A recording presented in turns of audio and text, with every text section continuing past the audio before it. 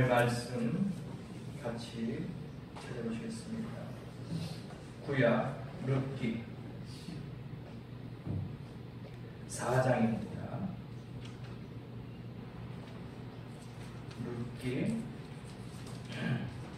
4장 13절서부터 17절까지 기록합니다. 룻기 4장 13절서부터 17절까지. 이에 보아스가 롯을 취하여 아내를 삼고 그와 동침하였더니 여호와께서 그로 잉태케 하심으로 그가 아들을 낳은지라. 여인이 나오미에게 이르되 장성할지로다 여호와께서 오늘 내게 기업 물을 저가 없게 하지 아니하셨도다. 이 아이의 이름이 이스라엘 중에 유명하게 되기를 원하노라. 이는 내 생명의 회복자며 내 노년의 동양자라. 곧 너를 사랑하며 7 아들보다 귀한 자보가 나오는 자보다.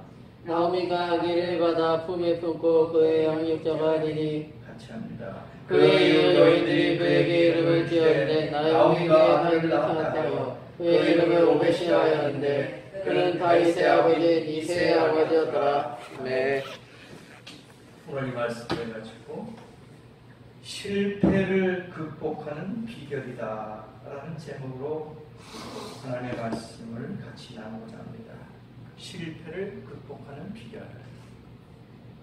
이 룻기는 전체 4장으로 구성된 짧은 장이에요. 1장서부터 4장까지밖에 없습니다. 이 단편 소설과도 같은 룻기의 주연 등장 인물은 시어머니 나오미, 며느리 룻, 훗날 룻의 남편이 된 보아스, 이렇게 3사람이 나와요. 며느리, 시어머니, 또 남편, 이렇게 나오미, 룻, 보아스. 이 베들레헴에 살고 있던 나오미가 남편을 따라 모압 나라로 이사를 한 것은 이유가 있었어요. 베들레헴에 흉년이 왔습니다. 먹을 양식이 없어요. 그래서 양식을 구하기 위해서 이웃나라 모압으로 이사를 하게 된 것이죠. 지금으로 현재적으로 보면은 요르단 지경이라고 볼 수가 있습니다. 요르단. 이스라엘 옆에 붙어있는 요르단의 그 모압 땅으로 2 아들을 데리고 지금으로 말하면 이민을 갔다는 얘기죠. 양식을 먹기 위해서. 이민을 떠났던 이 나오미의 가정의 위기와 실패가 찾아왔어요. 그것은 남편과 2 아들이 그 모압 땅에서 죽게 된 거예요. 살기 위해서 갔는데 거기서 남편이 죽고 아들 2이 다 죽었어요. 나오미는 한 여인이 겪을 수 있는, 그리고 겪어서는 안 될 비극과 불행을 단시 안에 다 겪었던 거예요. 안타깝지. 비운의 주인공이 되었단 말입니다. 어떻게 살고자 이웃나라까지 갔는데 거기서 오히려 비극이 오는 거예요. 남편이 죽고 아들 2 아들 다 죽고. 이런 가정사의 비극이 어디 있겠습니까? 몸서리 나는 가난 때문에 찾아간 모압인데 오히려 더 고통과 더 마음의 흉년이 다가왔어요. 그 땅에 흉년이 들었습니다. 그러니 엎친 데 겹친 듯 고통과 아픔과 슬픔과 배고픔이 계속해서 몰려왔어요. 살고자 했는데 현실은 죽음으로 가는 것밖에 없어요. 이제는 혼자서 그 모든 것을 이겨내야 됩니다. 아픔도, 슬픔도, 고독도, 배고픔도 여인의 몸으로서 혼자서 이제는 홀로서기가 돼야 되는 거예요. 그런데 나오미는 처절한 슬픔을 신앙과 슬기로 극복해 나갔다 이겁니다. 오늘 이게 교훈이에요. 여자의 몸으로서 그 힘들고 어려운 환경 가운데서도 이 나오미는 신앙으로 슬기로 극복해 나가는 거예요. 오늘 우리는 나오미와 이 실패, 슬픔, 이곳에 우리는 관심을 기울일 필요가 없는 거예요. 왜? 그가 어떻게 슬픔과 고독과 가난과 절망을 어우러진 위기와 실패를 극복했는가에 초점을 맞춰야 되는 거예요. 왜 그가 실패했느냐? 왜 그가 고통을 받았느냐? 왜 어려움을 당했느냐? 여기에 문제가 아니에요. 여기에 초점을 두면 안 됩니다. 오히려 그가 어떻게 이겼느냐? 어떻게 극복해냈느냐? 거기에 초점이 오늘 말씀의 교훈이 되는 거예요. 그런데 반드시 실패 뒤에는 원인이 있기 마련이기 때문에 먼저 실패의 원인을 규명을 해야 처방이 이루어지는 거예요. 우리가 몸이 아프다고 아무 약이나 섭취하면 위험합니다. 먼저 진단을 해야 돼요. 원인이 무엇인지, 병명이 무엇인지 의사의 진단이 필요해요. 그 다음에 약이 처방되는 거예요. 그래서 이런 나오미의 어려운 상황과 고통과 슬픔과 배고픔이 있던 그 원인, 그 원인을 우리가 찾아야 되는 거예요. 무엇 때문에 이런 고통이 왔느냐? 그래서 처방이 가능해지는 거죠. 실패 원인을 살펴보겠습니다. 먼저 주거 선택이 실패했어요. 1장 1절에 보니까 베들레헴에 흉년이 들었어요. 흉년이 드니까 어떻게 돼요? 엘리멜렉이 아내와 두 아들을 데리고 모압 땅으로 간다고 했습니다. 성경 말씀을 읽지 않았지만은 1장 1절에 보니까 그 땅에 흉년이 드니나 유다 베들레헴의 한 사람이 그 아내와 두 아들을 데리고 모압 지방에 가서 오고 하였는데, 이렇게 나와 있어요. 그 사람이 바로 엘리멜렉이에요. 나오미의 남편의 이름이 엘리멜렉인데, 그 예루살렘 베들레헴에 그 흉년이 드니까 이제는 두 아들을 데리고 부부가 모압 땅으로 옮겨가게 되는 겁니다. 살아나가기가 힘들었더라도 그냥 베들레헴에 머물러 있어야 되는 거예요. 자기 고향을 지켜야 되는 거죠. 축복의 땅을 지켜야 됩니다. 내가 조금 힘들다고 자꾸 옮기고, 내가 어렵다고 자꾸 주거지를 옮기고, 더 생활이 피폐해지죠. 바로 나오미하고 이 엘리멜렉은 그것이 하나의 실패였어요. 힘들더라도, 어려워도 그 베들레헴에 있어야 되는 거예요. 그러나 옮겨왔습니다. 모압의 흉년이 겹치기 고생을 하지 않았던 것입니다. 그래서 그는 새로운 생명을 얻고자, 새로운 삶을 얻고자 고향을 등지게 된 거죠. 그러나 그들은 우선 살기 좋다는 조건만으로 모압으로 결정한 거예요. 다른 거 생각 안 했습니다. 일단은 먹고 살아야 되겠다. 일단 내가 살아야 되겠다. 그거 하나만 가지고 결정하게 된 겁니다. 신앙생활에 있어서 주거 선택과 환경 선택, 직업 선택은 매우 중요합니다. 아무렇게나 옮긴다고 되는 것이 아니에요.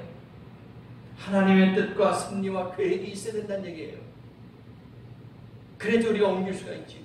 내가 필요해서, 내가 편한다고, 내가 원한다고 옮겨진다는 것은 절대로 아니라는 얘기입니다. 신앙생활을 제대로 하려면 주거, 환경, 직업, 직장 선택을 바로 해야 된다는 얘기입니다.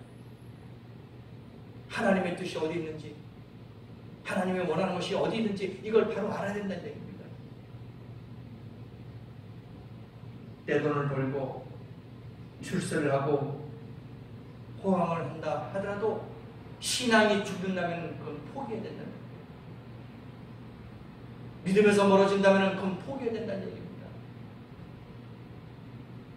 그것이 참된 용기고 영원히 사는 길인 줄 믿습니다. 그리고 하나님이 원하시는 신앙이에요. 그걸 극복하고 이길 때에 우리에게 복이 임한다는 얘기입니다. 돈이면은 교회도 신앙도 저버리는 사람이라면 하나님도 그를 저버릴 겁니다. 돈을 따라간다면, 돈 때문에 하나님을 등진다면 하나님도 그를 등질 거라는 얘기죠. 두 번째, 그는 사람 선택에 실패했습니다. 1장 4절에 보니까 엘리멜렉과 나오미는 모압에 살면서 어떻게 됐느냐, 두 아들의 며느리를 그 모압 땅 여자를 얻었어요. 그러니까 이방 여자를 얻은 거야. 이웃 나라에 가가지고 살면서 이방 여자, 국제결혼이나 마찬가지예요. 국제결혼. 모압 여자를 얻었어요. 한마디로 이방 결혼을 한 것이죠. 믿음의 사람들도 이와 같이 배우자 선택, 친구 선택, 이웃 선택을 바로 해야 됩니다. 그래서 사도 바울이 믿지 않는 자하고는 멍해를 하지 말라, 그렇게까지 말을 하지 않았습니까? 믿는 자하고는 멍해를 하지 말라, 같이 가지 말라 이거예요. 같이 동조하지 말고 같이 하지 말자 이거예요. 유대 나라는 밭을 갈 때 두 마리의 소에 한 멍에를 씌워 밭을 가게 합니다.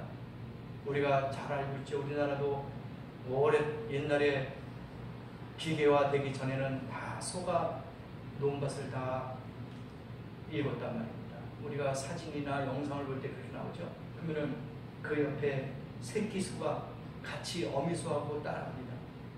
목에다가 긴 막대기로 해가지고 엄마하고 소 새끼하고 같이 묶어가지고 밭을 가게 합니다. 그 왜? 훈련을 시키는 거예요. 교육을 시키는 거예요. 엄마가 이렇게 밭을 가고 있으니까 너도 이런 밭을 나중에 가라 하고 알려주는 거예요. 교육입니다. 어릴 때서부터 이렇게 몸에 백이 있고 습관입니다. 그래야지 이제 어미소가 없을 때는 이 새끼소가 장성해서 그대로 밭을 갔죠. 그래서 그 나무로 묶고 있는 것이 멍에라고 합니다. 멍에. 하나의 나무에 두 마리의 소가 묶여 있는 거죠. 그래서 믿지 않는 자하고는 같이 멍에를 하지 말아라. 같이 엮지 말아라. 엮지 말아라. 그런 것을 얘기하는 겁니다. 그런데 한 마리가 떼를 부리거나 보조를 맞추지 않으면 그 밭을 제대로 가지 않아요. 같이 보조를 맞춰줘야 돼요. 한쪽이 빨리 가거나 한쪽이 느리게 가거나 한쪽이 주지 않거나 하면은 밭을 가지 못합니다. 똑같이 보조를 맞춰서 가야 됩니다. 인생길이나 신앙의 걸음도 보조가 맞아야 됩니다. 같이 걸어가야 됩니다. 신앙의 대상이 다르고 가치관이 다르고 사는 문법이 다르고 그렇다면 살아가기가 힘들다는 거죠. 믿음의 사람도 믿음의 사람끼리 만나야 되는 거예요. 그렇지 못한다면 신앙생활 하는데 어렵게 있다. 보조를 맞춰줘야 되는데 한 사람은 믿고 한 사람은 믿지 않고 이런 결혼관도 나중에는 힘들다는 얘기예요. 같은 멍에를 매야 됩니다. 친구라고 다 친구가 아닙니다. 이웃이라고 다 이웃이 아니에요. 사람 선택에 실패하면 모든 것이 실패로 돌아갑니다. 누구를 만나냐에 따라서 그 친구의 삶이, 그 직장의 삶이, 그 이웃의 삶이 틀려진다는 거예요. 사람 잘못 만나면 인생도 망치고 영혼도 망치게 되는 거예요. 그래서 이 기독교인들은 남자 선택, 여자 선택, 친구 선택의 기준은 무엇보다도 신앙이 첫째임을 기억해야 된단 말입니다. 다른 조건이 다 부족하다 하더라도 신앙이 가장 중요한 거예요. 이 믿음 하나만 있으면 극복할 수가 있다는 것이죠. 맞춰갈 수가 있는 거예요. 아무리 많은 조건이 갖고 있다 할지라도 신앙이 틀리면 다툼이 생겨요. 어려움이 생긴단 말입니다. 그러나 가진 것이 부족하다 할지라도 믿음이 같으면 행복할 겁니다. 즐거울 거예요. 그래서 사람 선택, 그들은 실패했어요. 1장 4절 보니까 그들은 모압 여자 중에 아내를 취하였는데 며느리를 잘못 들였어요. 그래서 실패했습니다. 또 한 가지는 신앙 선택에 실패했습니다. 베들레헴이나 예루살렘에 예배가 있고 모임 장소가 있습니다만 모압 땅에는 하나님을 예배하는 초소도 없었고 예배도 없었어요. 그들이 예루살렘에 있었을 때는 예배도 드렸단 말입니다. 예배 장소가 있었어요. 모임의 장소가 있었단 말입니다. 그런데 이방 나라 이민 가버리니까 거기에도 예배도 없었죠. 우상 숭배만 있었던 겁니다. 모임의 장소가 없어요. 그런 환경에서 정상적인 신앙이 유지될 리가 없지요. 아무것도 할 수가 없는 겁니다. 예배를 멀리하고 소홀히 취급하는 것은 곧 하나님을 멀리하고 소홀히 여기는 것이라는 것을 우리는 알아야 됩니다. 신앙생활에서 예배는 최우선이에요. 예배는 11조보다 전도보다 성경 공부보다 더 중요합니다. 예배가 무너지면 그거 다 무너지는 거 아닙니까? 예배가 살아야지만이 우리가 모든 게 다 사는 거예요. 예배 시간에 예배드리지 않고 성경 공부를 하고 있다든지 아이들을 가르친다며 예배드리지 않는다든지 교회 봉사한다면서 예배드리지 않는다든지 한다면 전혀 의미가 없다. 예배드리고 전도하고 예배드리고 성경 공부하고 예배드리고 아이를 가르치고 봉사하면 그것이 성공합니다. 예배가 우선이 돼야지 그 다른 것이 앞서면 안 된다는 얘기죠. 예배에 실패하면 모든 것이 실패로 돌아간단 말입니다. 그래서 아무리 바쁘고 중요한 것이 있다 할지라도 예배만큼은 철저하게 하나님께 드려야 됩니다. 그것이 우리가 성공의 비결입니다. 횟수와 하나님의 관심에서 멀어지는 횟수가 비례한다는 것을 잊어서는 안 됩니다. 무슨 말이냐? 예배 빠지는 횟수와 하나님의 관심에서 멀어지는 횟수가 비례한다는 것을 잊어서는 안 된다. 그래서 신앙의 우선 선택, 예배의 우선 선택이 중요하다. 그렇다면 이제는 실패 원인을 살펴볼 때 실패 극복의 비결을 한번 찾아보겠습니다. 1장 6절에 보니까 모압 지방에 있어서 여호와께서 자기 백성을 공부하사 그들에게 양식을 주셨다 함을 들었어요. 그래서 이에 두 자부와 함께 일어나 모압 지방에서 돌아오려 하여. 그러니까 모압 땅에 흉년이 들고 베들레헴에는 풍년이 들었다 하는 소리를 들었어요. 이제 거꾸로 된 거야. 베들레헴에 이제 풍년이 됐다. 그래서 이제는 거기에서 곡식을 나눠준다. 그런 소리 들으니까 귀가 쏠깃한 거예요. 그래서 7절 보니까 그들이 있던 곳을 떠나고 두 자부도 그와 함께 유다 땅으로 돌아오려고 길을 행하다가 이제는 모압 땅이 흉년이 들어서 거꾸로 됐어요. 베들레헴에 풍년이 들었어요. 그래서 이제는 고향으로 다시 가야겠다. 고향으로 발길을 옮기는 겁니다. 10여 년 만이겠죠. 모압 땅에 가서 두 며느리를 얻었던 것은 10년 후에 며느리를 얻었으니까 그 이후로 볼 때도 10년 이상은 지났을 거예요. 이제는 고향으로 가야겠다 생각합니다. 더 이상 머물 필요가 없는 것, 더 이상 머물러서는 안 되는 곳을 이제는 7절 보니까 있던 것을 떠나고 떠나는 겁니다. 여러분, 진정한 회개는 떠나는 겁니다. 죄의 자리에서, 오만한 자리에서, 교만한 자리에서 떠나는 거예요. 세상에서 떠나는 겁니다. 하나님께로 돌아가는 거예요. 떠났던 하나님을, 떠났던 교회의 품으로 다시 돌아가는 것. 이것이 회개하는 일이에요. 그들이 느꼈어요. 나옴이 느꼈습니다. 이제는 다시 고향으로 가야겠다. 그러면서 다시 선택을 하게 됩니다. 나오미는 자존심, 체면, 입장 따위를 돌아보지 않고 즉시 실패와 슬픔과 고통으로 얼룩진 모압 땅을 떠나는 거예요. 이게 중요한 거예요. 사람의 눈치를 보면 안 됩니다. 회개하는데 뉘우치는데 사람의 환경에 적용돼서는 안 된다는 얘기입니다. 극복해야 되는 거예요. 내가 살아야 되지 않겠습니까? 주위에 무슨 상관이 있습니까? 내가 살아야 되는데, 내가 하나님과 멀어졌다면 하나님 앞에 가까이 가야 되는데 사람이 환경이 뭐가 중요합니까? 돌아가야 되는 거예요. 아버지를 떠났던 둘째 아들이 공명에 빠졌죠.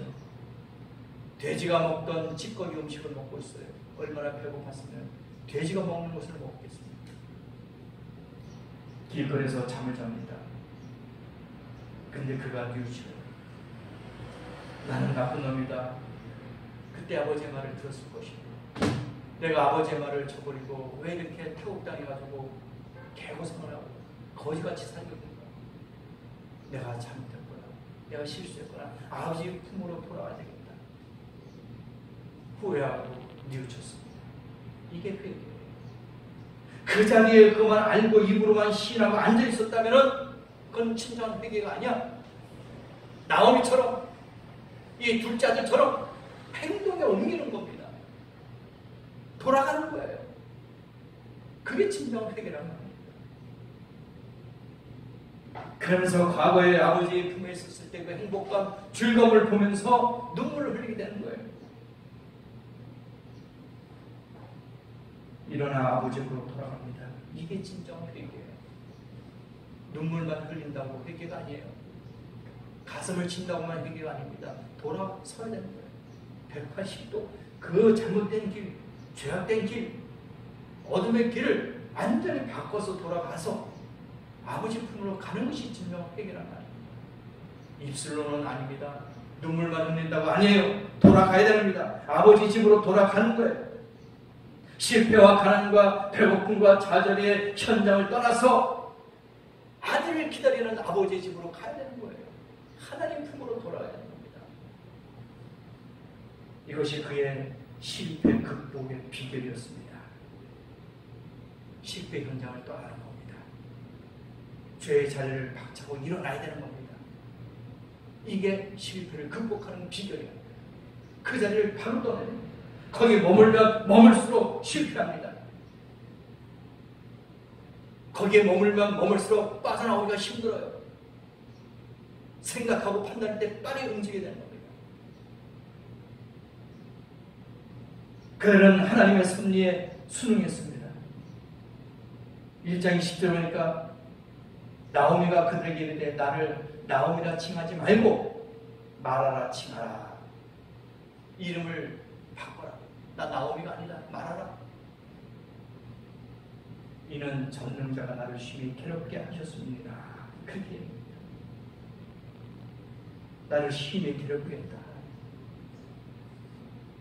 여호와께로 나로 비어 돌아오게 하셨다. 나는 징벌하셨다. 나를 괴롭게 하셨다. 그렇게 얘기합니다. 나옵니다.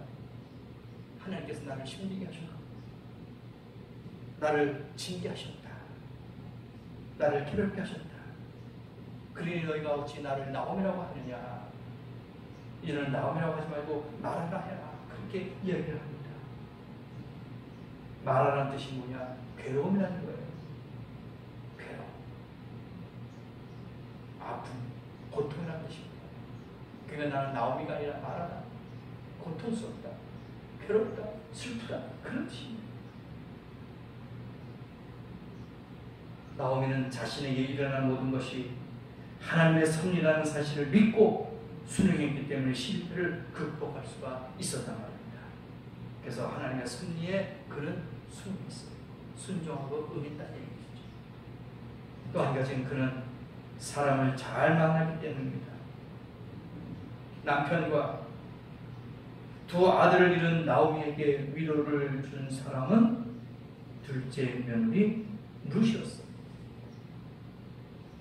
둘째 며느리 룻이었어요. 그녀도 본래는 모압 여인이었죠. 나오미의 둘째 아들과 결혼한 둘째 며느리였습니다. 짐작컨대 그녀는 나오미 가정의 가족이 된 후 하나님을 믿지 않았을까? 시어머니, 시부모님의 그 신앙을 따라하지 않았을까? 그렇게 본 거죠. 그래서 이 룻은 둘째 며느리로서 하나님을 섬기지 않았을까? 시어머니의 인격에 감동되어서 신앙을 갖게 되었던 것 같습니다. 그래서 1장 16절부터 16절 보니까 룻이 시어머니 나오미에게 한 말이 기록되어 있어요. 아주 중요한 말이죠. 감동시키는 말입니다. 룻이 가로되 나로 어머니를 떠나며 어머니를 따르지 말고 돌아가라. 강론하지 마옵소서. 이게 그러니까 엄마가 시어머니가 너는 아직 젊다. 지금 혼자 너 청산갑으로 살 수가 없다. 이제 내 곁을 떠나서 너 살 길을 찾아 나가라. 이렇게 할 수 있을 거예요. 왜? 자기 아들이 죽고 며느리가 젊은데 데리고 있자니 이것도 아니다. 이거 서로 못된 짓이다 이거. 그러니까 너 이제는 내가 자유스럽게 너를 내 손에서 놓겠다. 너 갈 길을 가라. 재혼을 해서 잘 살든지 하여튼 너 혼자 독립하든지 그렇게 떠나라. 아마 그렇게 했을 거예요. 그러니까 그 룻이 시어머니에게 이야기하는 거 아닙니까? 어머니, 나를 떠나게 하지 마세요. 나를 내보내지 마세요. 어머니께서 가신 곳에서 나도 가고 어머니가 거기 계셔서 주무신다면 나도 거기서 잠을 잘 것이고 어머니가 가라면 나도 갈 것입니다. 나를 내치지 마세요. 어머니의 백성이 나의 백성이 되고 어머니 하나님이 나의 하나님이 됩니다. 이렇게 구구절절 너무나도 정말 시 같은 소설 같은 이러한 감동의 말을 시어머니에게 한 거예요. 나오미가 얼마나 마음이 아팠겠습니까? 그렇죠? 며느리가 이 길까지 하니 얼마나 마음이 애달겠어요. 정말 기가 막힌 말을 들었던 거예요. 만일 나오미가 룻과 같은 효부를 만나지 못했더라면 아마 이 비극과 슬픔과 아픔을 이겨낼 수 없었을 거예요. 이 둘째 며느리가 이 정도까지 옆에서 힘이 되어주니 나오면 얼마나 힘이 생겼겠어요. 만약에 못된 분이나 못된 시어머니 며느리라면 도망갔을 거예요. 청산갑으로 어떻게 같이 살 수 있겠습니까? 시어머니와 같이. 아마 도망갔을 거예요. 근데 이 둘째 며느리는 끝까지 어머니와의 관계, 며느리와의 관계를 유지하고 싶었던 거예요. 어디를 간지 따라가겠습니다. 이제 죽을 때까지 어머니를 모시겠습니다. 어머니 모시는 그 하나님 나도 모실 것입니다. 만일 내가 엄마를 떠난다면, 어머니를 떠난다면 뭐라 말씀했습니까? 여호와께서 내게 벌을 내리시고 더 내리시기를 원하나이다. 이러한 소원까지 한 거예요. 내가 어머니를 떠난다면 하나님이 나를 벌 줄 겁니다. 그렇게까지 하나님 앞에 기도를 한 거예요. 그렇게까지 시어머니에게 고백을 한 거예요. 대단한 말입니까? 평생 엄마와 함께하겠다. 어머니와 함께하겠다. 어려울 때, 힘들 때, 외로울 때, 쓸쓸할 때 도움을 주고 위로해주는 사람이 좋은 사람이고 좋은 친구고 좋은 가족인 줄 믿습니다. 이게 바로 룻이 우리에게 준 교훈입니다. 결론적으로 보면 하나님이 극복시켜 주셨어요. 나오미와 룻을 만나게 한 것도 하나님이란 말입니다. 그들이 모압을 떠나 베들레헴으로 다시 돌아오게 하신 분도 하나님이란 얘기입니다. 베들레헴에 돌아온 후 보리밭에서 이삭 죽다가 부자이며 장로회의 의장인 보아스를 만나게 한 것도 하나님이란 얘기입니다. 이게 하나님의 섭리가 다 있었던 거예요.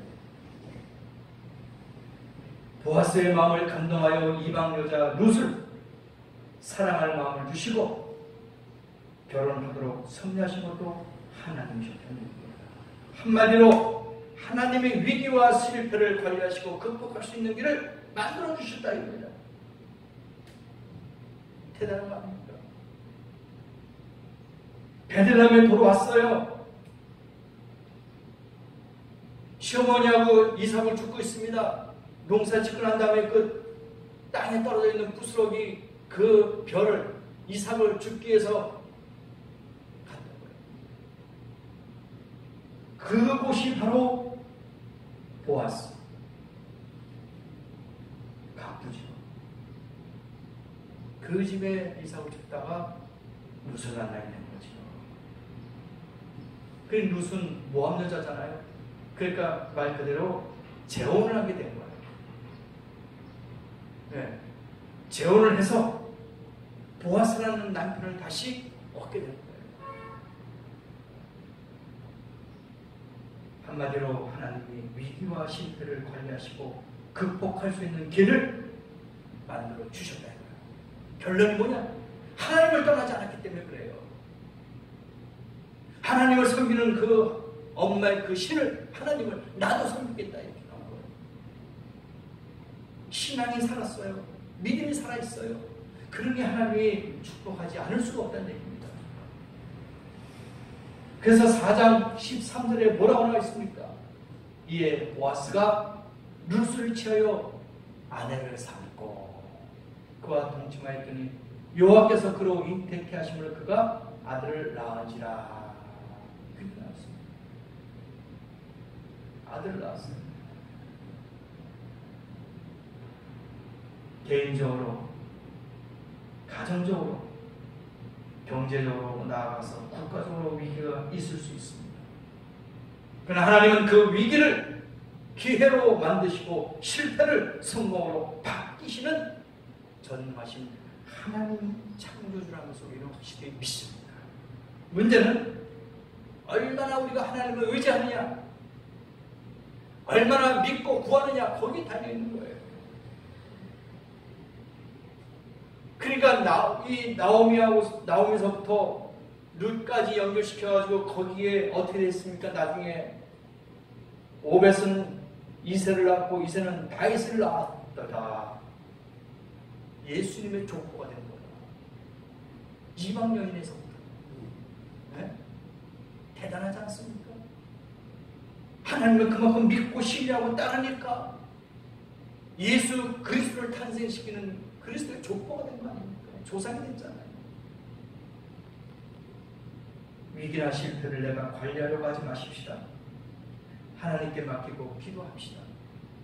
우리 하나님은 반드시 우리가 당연한 이 위기와 실패를 해결하시고 극복해 주신다는 얘기입니다. 시대가 힘들고 어렵고 고통스럽다 할지라도 믿고 나간다면 실패가 성공으로 이어질 것이라는 것입니다. 위기가 기회가 될 줄 믿습니다. 그러한 주님을 잘 섬기고 어떤 어려움 가운데서도 하나님을 부인하지 않고 떠나지 말고 더 가까이 그럴수록 더 매달릴 수 있는 복된 성도가 되셔서 일주일 동안도 복되고 실패가 극복하고 성공하고 하나님이 다시 함께할 수 있는 복된 성도가 되시기를 예수님의 이름으로 간절히 축복합니다.